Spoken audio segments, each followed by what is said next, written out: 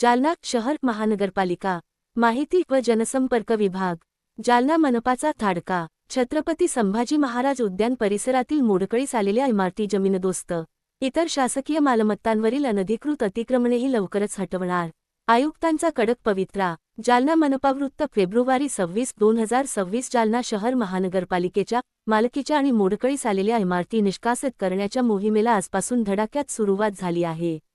या मोहिमेअंतर्गत आज सकाळी छत्रपती संभाजी महाराज उद्यान परिसरात असलेली महानगरपालिकेची मोडकळीस आलेली मालमत्ता जेसीबीच्या सहाय्याने जमीनदोस्त करण्यात आली।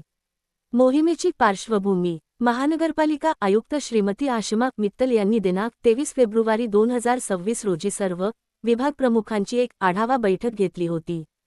या बैठकीत त्यांनी मालमत्ता विभागाला शहरातील महापालिकेच्या मालकीच्या जीर्ण झालेल्या आणि अपघातास निमंत्रण देणाऱ्या इमारती तातडीने निष्कासित करण्याचे स्पष्ट आदेश दिले होते।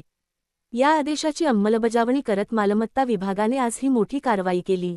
पुढील कारवाईचा इशारा महानगरपालिकेच्या मालकीच्या इतर विविध ठिकाणी असलेल्या मोडकळीस आलेल्या इमारती निवृत्त किंवा विद्यमान कर्मचाऱ्यांच्या ताब्यात असलेल्या मालमत्ता लवकरच ताब्यात घेतल्या जाणार आहेत। अशा सर्व मालमत्तांचे सर्वेक्षण पूर्ण झाले असून आगामी काळात ही निष्कासन मोहीम अधिक तीव्र केली जाणार असल्याचे प्रशासनाने स्पष्ट केले आहे।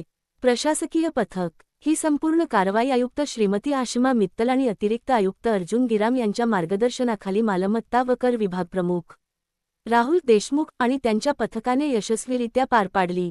शहरातील नागरिकांच्या सुरक्षिततेसाठी आणि महानगरपालिकेच्या जागांचा विनियोग करण्यासाठी ही मोहीम हाती घेतली आहे। अनधिकृतपणे शासकीय जागा बळकावणाऱ्यांवर कायदेशीर कारवाई केली जाईल। प्रशासन जालना महानगरपालिका लोक तुफान digital news network Ashfaq Patel.